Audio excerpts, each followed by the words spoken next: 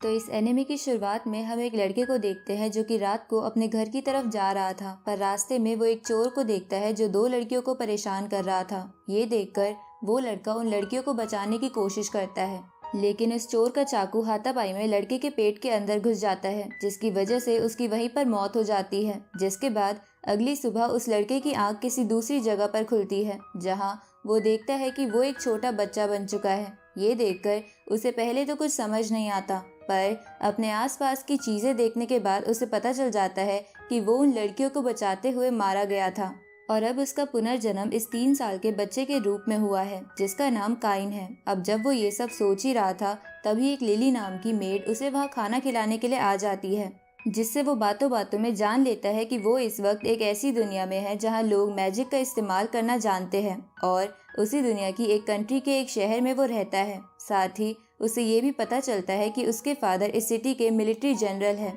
इसलिए कंट्री के राजा की तरफ से उन्हें एक आलीशान घर मिला हुआ है और उसी घर में वो अपनी फैमिली यानी भाई बहन, मॉम और फादर के साथ रहता है। अब काइन ये सब जान के बहुत खुश हो जाता है क्योंकि उसे मैजिक एंड उससे रिलेटेड चीजें बहुत अच्छी लगती थी, लेकिन उसे अपने फादर से पता चलता है कि उसे मैजिक इस्तेमाल करने से पहले 5 साल का होना होगा, क्योंकि इस वर्ल्ड में हर किसी के लिए उसके 5 साल का होने पर एक बैप्टिज्म नाम का रिचुअल होता था, जिसके बाद ही किसी को मैजिक करना अलाउड था। पर काइन ये सब नहीं मानता और छुप छुप कर बुक्स की मदद से मैजिक सीखने लगता है। अब 2 साल ऐसे ही बीत जाते हैं और अब काइन 5 साल का हो गया था, इसलिए वो रिचुअल के लिए अपनी फैमिली वालों के साथ टेंपल में जाने लगता है, जहाँ रास्ते में उसे अपनी फैमिली से पता चलता है कि रिचुअल के बाद हर बच्चे को सभी 7 गॉड में से किसी एक गॉड की ब्लेसिंग मिलती है, जिसकी वजह से वो बच्चा उस गॉड का मैजिक इस्तेमाल कर सकता है। साथ ही लेवल 1 वाली ब्लेसिंग सबसे वीक और लेवल 5 वाली ब्लेसिंग सबसे स्ट्रॉन्ग होती है। अब काइन रिचुअल के लिए टेंपल में आ जाता है, जहां जब वो रिचुअल कर रहा था तो वो अचानक से टेलीपोर्ट होकर सभी 7 गॉड के सामने आ जाता है, जहां सभी गॉड्स उसे बताते हैं कि हम सबने तुम्हें एक खास काम के लिए चुना है। साथ ही वो सभी 7 गॉड्स लेवल 10 वाली ब्लेसिंग काइन को दे देते हैं, जिसे देखकर काइन चौंक जाता है और उन ब्लेसिंग्स को एक हाइडिंग पावर से कम कर देता है ताकि वो एक नॉर्मल इंसान की तरह जी सके। पर वो अपनी मैजिक पावर छुपाना भूल जाता है और जब उसकी फैमिली को उसकी मैजिक पावर का पता चलता है तो वो हैरान हो जाती है, क्योंकि काइन के पास 5 साल का होने के बावजूद भी एक सोल्जर जितनी मैजिक पावर थी। इसलिए काइन के फादर उसे ये मैजिक पावर किसी को भी दिखाने से मना करते हैं, ताकि किसी को ये ना लगे कि काइन ने चीटिंग से अपनी मैजिक पावर को बढ़ाया है। साथ ही काइन के फादर उसकी ट्रेनिंग के लिए 2 टीचर्स का भी इंतजाम कर देते हैं, जिनका नाम मिली और नीना था। अब वो दोनों टीचर्स काइन को ट्रेनिंग के लिए पैलेस के एरेना में ले जाती है, जहां मिली काइन को स्वॉर्ड चलाना सिखाने लगती है, लेकिन वो तो उसे ही हरा देता है। साथ ही नीना भी काइन की मैजिक पावर देखकर चौंक जाती है और उन्हें लगता है कि काइन एक जीनियस है, इसलिए वो उसे ट्रेनिंग के लिए शहर से दूर एक खाली जगह पर ले आती है ताकि उसकी पावर से पैलेस तबाह ना हो जाए। पर जब वो लोग वहां पहुंचते हैं तो उन पर एक किलर रैबिट हमला कर देता है, लेकिन काइन उसे मारकर अपने मैजिक बॉक्स में रख लेता है। अब मैजिक बॉक्स को देखकर वो दोनों टीचर्स चौंक जाती है, क्योंकि वो दोनों भी मैजिक बॉक्स चाहती थी, पर वो बहुत महंगा था। अब काइन बाकी किलर रैबिट्स को मारने के लिए पास वाले फॉरेस्ट में जाने लगता है, लेकिन नीना उसे मना कर देती है क्योंकि उस फॉरेस्ट में बहुत खतरनाक मॉन्स्टर थे और नीना को लग रहा था कि काइन अभी उनसे नहीं निपट सकता है। अगले दिन नीना और मिली काइन के साथ एक बार में आ जाते हैं ताकि वो मॉन्स्टर्स के बारे में उस बार की रिसेप्शनिस्ट से जानकारी ले सके, क्योंकि वहाँ पर बहुत से हंटर्स आते थे। लेकिन वहाँ पर एक बुरा हंटर मिली और नीना को परेशान करने लगता है, लेकिन काइन उस हंटर की स्वॉर्ड अपने हाथों से पकड़कर उसे बार के बाहर फेंक देता है। इसके बाद काइन अपनी दोनों टीचर्स के साथ हंटिंग और ट्रेनिंग के लिए निकल जाता है। अब ऐसे ही 3 साल और बीत जाते हैं, जहां अब काइन की ट्रेनिंग खत्म हो गई थी, इसलिए काइन अपनी टीचर्स को थैंक यू के रूप में मैजिक बैग देने का डिसाइड करता है और इसी के लिए वो उस फॉरेस्ट के आउटर पार्ट से 2 बहुत खतरनाक मॉन्स्टर को मार के उनका मटेरियल रख लेता है, जिसके बाद वो उन मटेरियल से मैजिक बैग बनाकर अपनी टीचर्स को गिफ्ट करता है। जहां उन बैग्स को देखकर मिली और नीना हैरान रह जाती है, क्योंकि काइन ने उन बैग्स को बनाने के लिए ड्रैगन्स को मारा था, जिन्हें मारना एक ए रैंक हंटर टीम के लिए भी मुश्किल होता है। साथ ही उन बैग्स में एक पैलेस को रखने जितनी जगह थी, जिसकी वजह से वो बहुत ही कीमती हो गया था। इसके बाद मिली और नीना काइन को गुड बाय बोलकर वहां से चली जाती है रात को काइन के फादर उसे डांटने लगते हैं क्योंकि उन्हें पता चल गया था कि काइन ने ड्रैगन्स को मारा है, जबकि उन्होंने उसे ज़्यादा मैजिक इस्तेमाल करने से मना किया था। अब हम 2 साल के बाद का सीन देखते हैं, जहां काइन अपनी फैमिली के साथ कैपिटल में जा रहा था ताकि उसकी बड़ी बहन का एडमिशन रॉयल स्कूल में हो सके। लेकिन वहां जाते समय काइन को अपनी सर्च स्किल्स की मदद से पता चलता है कि वहां से कुछ दूरी पर बहुत से मॉन्स्टर्स ने कुछ सैनिकों को घेर रखा है। अब ये जानकर वो बहुत तेजी से उन सैनिकों को बचाने के लिए जाने लगता है और कुछ ही सेकंड्स में वहां पहुंचने के बाद सभी मॉन्स्टर्स को मार देता है। तभी वहां उसके फादर भी आ जाते हैं, जिसके बाद उन्हें पता चलता है कि वो सभी सैनिक रॉयल गाड़ी को लेकर वहां से जा रहे थे। उसी वक्त गाड़ी के अंदर से राजकुमारी टेलेस्टिया और उसकी दोस्त सिल्क बाहर निकलती है, पर वो दोनों डरी हुई थी। तो काइन अपने मैजिक से उन्हें रिलैक्स कर देता है, जिसकी वजह से उन दोनों को काइन पसंद आने लगता है क्योंकि गाड़ी के अंदर से उन्होंने काइन को लड़ते हुए भी देखा था। इसके बाद वो सभी कैपिटल की तरफ जाने लगते हैं, लेकिन सिल्क और टेलेस्टिया काइन को अपने से दूर नहीं होने देती। अब थोड़े दिनों के बाद वो कैपिटल में पहुंच जाते हैं, जहां जब राजा को ये बात पता चलती है कि काइन ने सिल्क और टेलेस्टिया की जान बचाई थी, तो वो काइन को एक रॉयल टाइटल के साथ एक मेंशन और कुछ कॉइन्स भी दे देता है। इसके बाद राजा काइन और उसके फादर को अपने रूम में बुलाकर काइन की शादी टेलेस्टिया से करने की बात करता है, क्योंकि वो काइन की पावर के बारे में सुनकर काफी इम्प्रेस हो चुका था। साथ ही किंग का राइट हैंड यानी सिल्क का फादर भी काइन को सिल्क से शादी करने के लिए कहता है। तो काइन ये सुनकर सोच में पड़ जाता है, लेकिन वो राजा को मना भी नहीं कर सकता था, इसलिए वो ना चाहते हुए भी उन दोनों से शादी करने के लिए मान जाता है। तो फिलहाल के लिए काइन की सीक्रेटली उन दोनों से एंगेजमेंट भी करा दी जाती है। आगे काइन टेम्पल में जाकर गॉड से मिलता है, जहाँ सभी गॉड्स काइन से कहते हैं कि हम यहाँ बैठे बैठे बोर हो रहे हैं, इसलिए तुम्हें हमारे लिए कुछ करना होगा। ये सुनकर काइन अपनी बहन की दोस्त की शॉप में आ जाता है, जिसके फादर टॉयज बनाया करते थे। अब उस फादर से मिलकर काइन एक ब्लूप्रिंट दिखाते हुए उन्हें एक रिवर्सी नाम की गेम बनाने को कहता है, क्योंकि रिवर्सी के बारे में यहाँ कोई नहीं जानता था। साथ ही इससे गॉड्स की बोरियत भी दूर हो सकती थी। तो वो फादर काफी मेहनत करने के बाद रिवर्सी गेम क्रिएट कर देता है, जिसे देखकर काइन खुश हो जाता है क्योंकि वो परफेक्ट बनी थी। इसलिए वो उस फादर को कुछ गोल्ड कॉइन्स देकर उनसे और भी रिवर्सी बनाने को बोलता है, ताकि वो दोनों उसका बिजनेस करके पैसे कमा सके। इसके बाद काइन सभी गॉड्स के पास आकर उन्हें वो गेम सिखा देता है। तो गॉड्स को वो गेम काफी पसंद आ जाती है और वो हर वक्त वही खेलने लगते हैं। आगे काइन किंग की एक पार्टी में आ जाता है, जहाँ सिल्क काइन के पास आकर उसे बातें करने लगती है।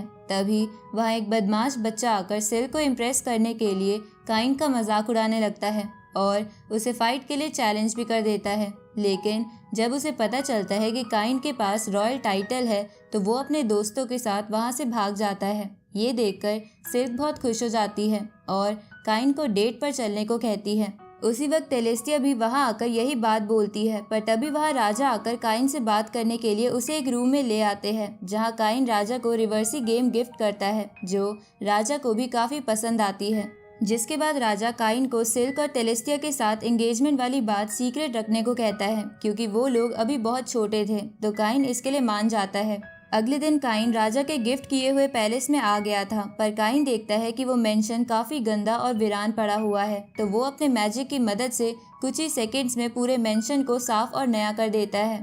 तभी वहाँ लिली भी कुछ सर्वेंट्स और एक बटलर जिसका नाम कोलन था उनके साथ आ जाती है और काइन को बताती है कि उसके फादर ने उन्हें यहाँ काइन की मदद के लिए भेजा है। अब कुछ देर बाद काइन के फैमिली वाले भी काइन के मेंशन को देखने के लिए आते हैं, जहाँ काइन के फादर उससे कहते हैं कि भले ही ये मेंशन काफी बड़ा और सुंदर है, लेकिन ये एक नोबल मेंशन की तरह नहीं लग रहा है, क्योंकि हर नोबल मेंशन में कुछ यूनिक चीजें होती है।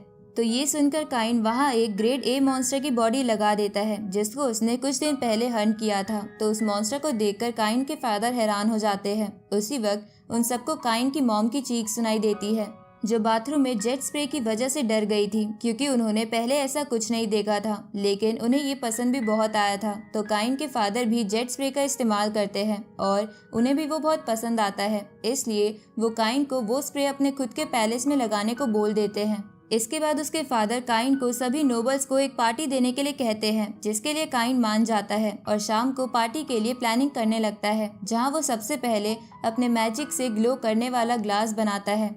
साथ ही वो वहाँ के शेफ को हैमबर्गर और सोडा वाटर बनाने की रेसिपी देता है, क्योंकि ये दोनों चीजें इस वर्ल्ड के लिए बिल्कुल नई थी। इसके बाद काइन पार्टी के लिए सभी को इनविटेशन भिजवा देता है, लेकिन वो राजा को इनविटेशन नहीं दे सकता था क्योंकि उसका रॉयल टाइटल अभी इतना बड़ा नहीं था। लेकिन राजा उससे जबरदस्ती इनविटेशन ले लेता है। आगे सभी नॉबल्स काइन की पार्टी के लिए आ जाते हैं, जहां सभी लोगों को काइन की पार्टी की तैयारी काफी पसंद आती है और जब राजा पार्टी में मौजूद फूड खाता है तो उन्हें वो बहुत पसंद आता है। पर एक नोबल पार्टी को बिगाड़ने की कोशिश कर रहा था क्योंकि वो काइन से चिढ़ता था, पर राजा उसे धमकाकर भगा देता है। अब कुछ दिन बीत जाते हैं, जहां एक दिन काइन रॉयल पैलेस के गार्ड्स के वाइस कैप्टन से मिलने के लिए आता है क्योंकि वो हंट किए गए कुछ मॉन्स्टर्स की बॉडी रॉयल गार्ड्स को देना चाहता था। पर जब वो उन मॉन्स्टर्स की बॉडी को बाहर निकालता है तो उसे देखकर वाइस कैप्टन चौंक जाता है क्योंकि वो सभी मॉन्स्टर ए ग्रेड से ऊपर के मॉन्स्टर थे।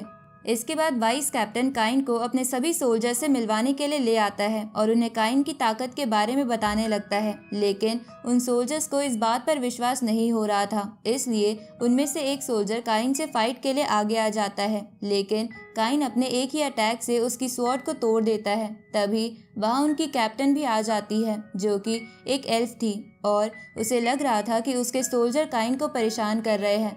तो वाइस कैप्टन उसे सारी बात बताता है कि काइन बहुत ताकतवर है और वो बस उसके साथ प्रैक्टिस कर रहे थे। तो ये जानकर कैप्टन भी काइन को बैटल के लिए चैलेंज कर देती है। इसके बाद वो दोनों वहीं पर लड़ने लग जाते हैं, जहाँ काइन उस कैप्टन को भी हरा देता है, जिसको देखकर कैप्टन, जिसका नाम तेजुओना था, वो काइन से इम्प्रेस हो जाती है और वो उसे गले लगाते हुए कहती है कि मैंने डिसाइड कर लिया है कि जब तुम बड़े हो जाओगे तो मैं तुमसे ही शादी करूंगी।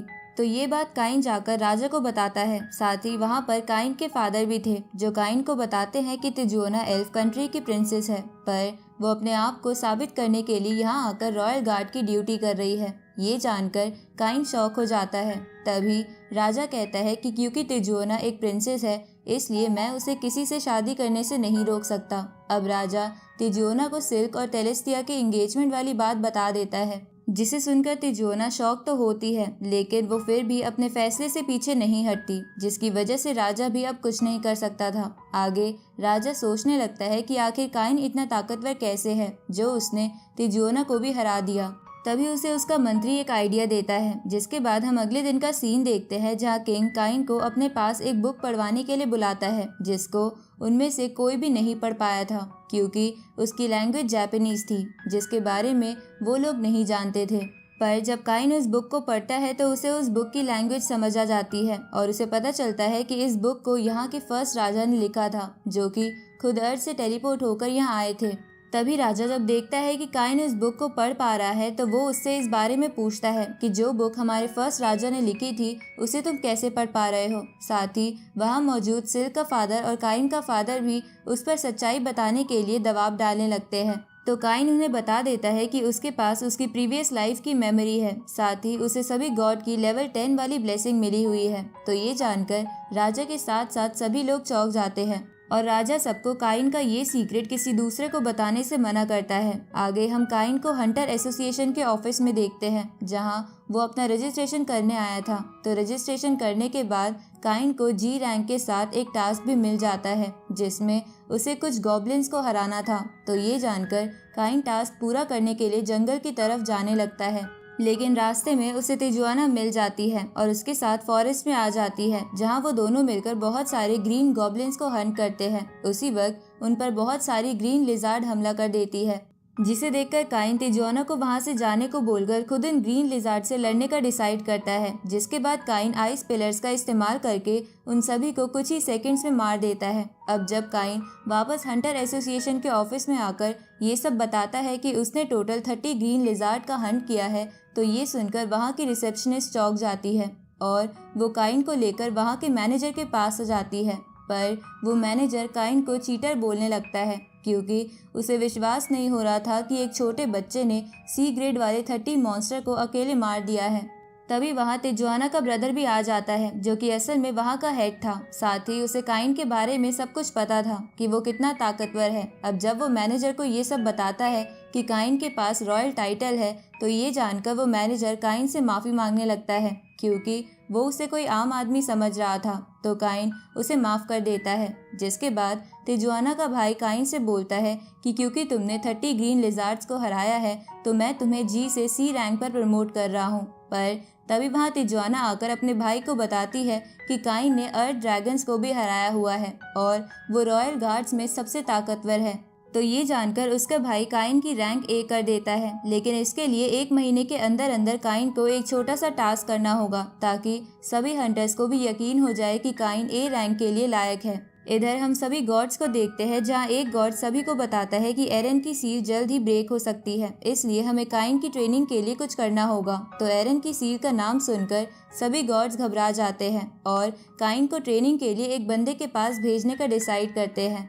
इधर अगली सुबह काइन रॉयल स्कूल में एडमिशन के लिए एग्जाम देने के लिए आ जाता है, जहां सबसे पहले सभी का नॉलेज टेस्ट था, जिसमें काइन कुछ ही टाइम में सभी क्वेश्चंस को सॉल्व कर देता है। जिसके बाद उनका मैजिक टेस्ट होता है, जहां काइन अपनी थोड़ी सी पावर से वहां बनी दीवार को डिस्ट्रॉय कर देता है। अब अगला था उनका स्वॉर्ड फाइटिंग टेस्ट, जिसमें काइन एक ए रैंक हंटर क्लॉड से फाइट करता है, जिससे वो हंटर एसोसिएशन में मिला था। आगे एग्जाम का रिजल्ट अनाउंस होता है, जहां काइन ने एग्जाम में टॉप किया था। साथ ही टेलेस्टिया और सिल्क भी 2nd और 3rd पोजीशन पर थी। अगले दिन काइन स्कूल में पढ़ने के लिए आ जाता है, जहां सिल्क और टेलेस्टिया उसका पीछा ही नहीं छोड़ रही थी, इसलिए वो स्कूल में घूमने लगता है। जहां ऐसा करते हुए वो देखता है कि वो पहले वाला बदमाश लड़का उसकी बहन की दोस्त को परेशान कर रहा है, तो काइन उसे वहां से डराकर भगा देता है। तभी काइन को किसी की आवाज़ सुनाई देती है, जो उसे लाइब्रेरी में बुला रही थी। पर जब काइन लाइब्रेरी में आता है तो वहां से टेलीपोर्ट होकर किसी दूसरी जगह पर पहुंच जाता है, जहां वो देखता है कि एक पर्सन कॉफ़ी बना रहा था, जिसको देखकर काइन चौंक जाता है, क्योंकि इस वर्ल्ड के लोगों को कॉफ़ी के बारे में कुछ भी नहीं पता था। तभी वो बंदा काइन को अपना नाम हिरासावा बताता है। इसके बाद वो दोनों बैठकर बातें करने लगते हैं, जहाँ हिरासावा काइन को बताता है कि मैं इस किंगडम का फर्स्ट किंग हूँ, जो कि सेम तुम्हारी तरह अर्थ से यहाँ आ गया था। साथ ही वो काइन से कहता है कि मुझे सभी गॉड्स ने तुम्हें ट्रेनिंग देने के लिए कहा है। इस पर काइन उससे पूछता है कि मैं तो पहले से ही स्ट्रांग हूँ, तो फिर मुझे ट्रेनिंग की क्या जरूरत है। तो ये सुनकर हिरासावा काइन को उसे एक कुकी छीनने को कहता है, जिसे काइन नहीं छीन पाता। इसलिए वो हिरासावा का स्टेटस चेक करता है और उसे पता चलता है कि हिरासावा भी एक गॉड है। तो ये जानकर काइन हैरान हो जाता है और हिरासावा से पूछता है कि मुझे स्ट्रांग बनने की जरूरत क्यों है। इस पर हिरासावा उससे बोलता है कि तुम्हें एविल गॉड एरन के साथ फाइट करनी है, जिसे मैंने अपने कुछ साथियों के साथ 300 साल पहले सील कर दिया था, लेकिन अब वो सील टूटने वाली है। ये सुनकर काइन उससे पूछता है कि तो फिर आप ही उसे दोबारा सील क्यों नहीं कर देते। तो हिरासावा उसे बताता है कि मैं अब गॉड ऑफ क्रिएशन बन चुका हूँ, इसलिए मैं मोर्टल लोगों के मैटर में इंटरफेयर नहीं कर सकता, जिसकी वजह से अब सब कुछ तुम्हें ही करना होगा। इसके बाद वो काइन के साथ दूर एक ओशन के ऊपर आ जाता है, जहाँ काइन हिरासावा से पूछता है कि मुझे इस वर्ल्ड में पुनर्जन्म करके क्यों बुलाया गया है। ये सुन के हिरासावा उससे कहता है कि ये बात मैं तुम्हें तुम्हारी ट्रेनिंग के एंड में बताऊंगा, इसलिए तुम बस अभी ट्रेनिंग पर ध्यान दो। अब हिरासावा काइन को उसकी पहली ट्रेनिंग के बारे में बताता है कि उसे उस ओशन से वापस हिरासावा के घर तक मॉन्स्टर से लड़ते हुए पहुंचना होगा। साथ ही काइन को टाइम की भी चिंता करने की कोई जरूरत नहीं है, क्योंकि यहाँ का 1 साल बाहरी दुनिया के 1 दिन के बराबर होता है। अब काइन की फर्स्ट ट्रेनिंग स्टार्ट हो जाती है, जहाँ वो मॉन्स्टर्स को मारते हुए उस जंगल को क्रॉस करने लगता है, जहाँ उसे रास्ते में एक घायल व्हाइट फॉक्स मिलती है, जिसे काइन अपने मैजिक से हील कर देता है। साथ ही वो उसका नाम हाकू रख देता है। जिसके बाद वो दोनों मॉन्स्टर के साथ फाइट करते करते जंगल क्रॉस करने लगते हैं, जहाँ काइन को उस जंगल को क्रॉस करने में 4 साल लग जाते हैं। अब हिरासावा वहाँ अपने एल्फ फ्रेंड को बुलाते हुए काइन से कहता है कि अब तुम्हें इस बंदे को फाइट में हराना होगा, और जब तुम इसे हरा दोगे तो तुम्हारी ट्रेनिंग खत्म हो जाएगी। इसके बाद काइन उस एल्फ से फाइट करने के लिए आ जाता है, लेकिन वो एल्फ काइन को काफ़ी आसानी से हरा देता है। लेकिन काइन हार नहीं मानता और अपनी पूरी मेहनत से ट्रेनिंग करता है। इस बीच काइन को उस एल्फ यानी हिरासावा के फ्रेंड के घर पर एक बेबी ड्रैगन मिलता है, जिसे काइन अपना पेट बना लेता है।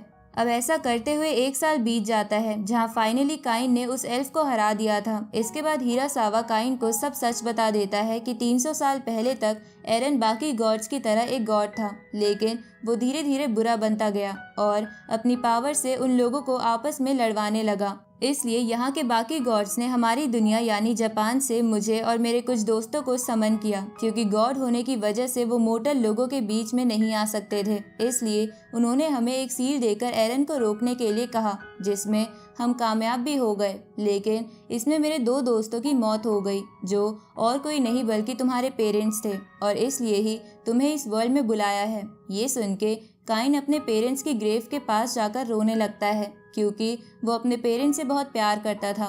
इसलिए वो डिसाइड करता है कि वो एरन को हराकर सबको ज़रूर बचाएगा। इसके बाद काइन हिरासावा से वापस मोटर वर्ल्ड में जाने की परमिशन मांगता है, क्योंकि वो पिछले 5 साल यानी 5 दिनों से लापता था, जिसके कारण उसके नए पेरेंट्स उसके लिए परेशान हो रहे होंगे। तो हिरासावा काइन की एज पहले जैसी करके उसे वापस मोर्टल वर्ल्ड में भेज देता है। आगे हम काइन को देखते हैं, जहाँ वो राजा को हिरासावा के बारे में सब कुछ बता रहा था कि वो उनसे ट्रेनिंग लेकर आया है, लेकिन राजा उस पर बिलीव नहीं करता। इसके बाद वो हंटर ऑफिस में आ जाता है, जहाँ उसे पता चलता है कि उसने ए रैंक पर पहुंचने के बाद वाला टास्क अभी तक पूरा नहीं किया है, और अगर वो उसे पूरा नहीं करेगा तो उसका रजिस्ट्रेशन कैंसिल हो जाएगा। तो ये जानकर काइन उस टास्क को जल्दी से पूरा कर देता है, क्योंकि उसमें उसे बस कुछ गुंडों को पकड़ना था। साथ ही उन्हीं गुंडों को पकड़ते समय काइन फिर से मिली और नीना से मिलता है, जो दोनों काइन की बढ़ी हुई स्ट्रेंथ से काफी इम्प्रेस थी। और जब उन्हें पता चलता है कि काइन रैंक ए पर पहुंच चुका है, तो वो दोनों चौंक जाती है। इसके बाद वो तीनों वापस हंटर ऑफिस आ जाते हैं, जहाँ काइन को क्लॉड भी मिलता है, जो कि असल में मिली का भाई था। इसके बाद वो सब मिलकर पार्टी करने लगते हैं। इधर हम फॉरेस्ट का सीन देखते हैं, जहाँ एरन अपनी नींद से जाग चुका था, पर अब वो अपनी ओरिजिनल बॉडी में नहीं बल्कि एक ड्रैगन की बॉडी में था। अगले दिन काइन अपने स्कूल में आया हुआ था, जहाँ एक टीचर सभी को मॉन्स्टर समनिंग सिखाने वाला था, ताकि वो लोग उन मॉन्स्टर को अपना बीस्ट पार्टनर बना सके। अब सभी स्टूडेंट एक एक करके मॉन्स्टर समन करने लगते हैं, जहाँ उन सबसे केवल नॉर्मल एनिमल ही समन हो पा रहे थे। तभी काइन की बारी आ जाती है, और जब वो मॉन्स्टर समन करता है तो उसके अंदर प्रिंस ऑफ डार्कनेस, जो कि एक डीमन लॉर्ड था, वो बाहर आ जाता है। तो उसे देखकर काइन वहाँ तेज रोशनी करके स्कूल के लोगों की आंखें बंद करवा देता है, जिसके बाद वो डीमन काइन की पावर को चेक करता है और काइन से उसका पार्टनर बनने की रिक्वेस्ट करने लगता है, जिस पर काइन उसे अपना पार्टनर बनाकर जल्दी से उसे वहां से जाने को कहता है। आगे जब काइन राजा के पास आता है तो वो ये जानकर हैरान हो जाते हैं कि काइन का पार्टनर एक डीमन लॉर्ड है। तभी उसे खबर मिलती है कि काइन के होम टाउन में पिछले कुछ दिनों से बार बार बहुत सारे मॉन्स्टर हमला कर रहे हैं, जिसको जानकर काइन बिना वक्त गवाए तुरंत अपने होम टाउन आ जाता है, जहां उसे हंटर ऑफिस से पता चलता है कि उन मॉन्स्टर्स ने बहुत से हंटर्स को इंजर्ड कर दिया है।